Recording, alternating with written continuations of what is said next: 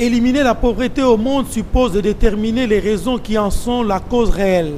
En RDC en particulier, la pauvreté de la population tire ses origines de l'époque coloniale où la politique globale était extravertie par les colons.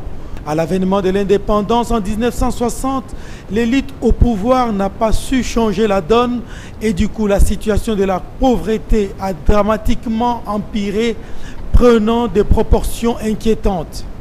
Aucune politique nationale n'est parvenue à maîtriser la situation de la pauvreté en lui trouvant des solutions idoines. Aucune politique n'a pu prendre à bras-le-corps la situation pour changer la donne. Preuve, dans tous les classements africains ou internationaux d'indices de développement, la RDC tire toujours la queue des hit-parades. Sur les 50 pays les plus pauvres de la planète, 33 sont situés en Afrique subsaharienne et la République démocratique du Congo reste toujours parmi les derniers. Ici règne la pauvreté, perceptible dans les inégalités sociales, politiques, économiques, idéologiques, la malnutrition, l'illettrisme, la situation sanitaire désastreuse, les voies de communication sont à peine modernisées, 1% seulement selon la fondation Mo Ibrahim dans son récent rapport.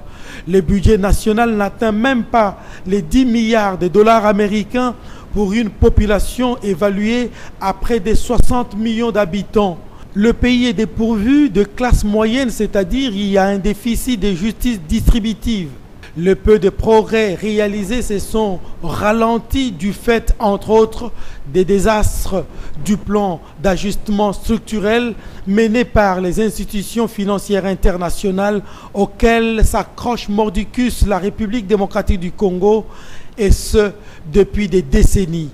Conséquence, la croissance de la criminalité, des conflits armés, des rébellions et donc des guerres récurrentes qui aggravent la pauvreté.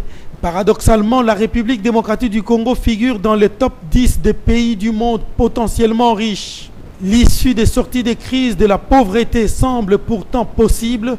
Il suffit d'une volonté politique conjuguée avec l'implication populaire sans discrimination.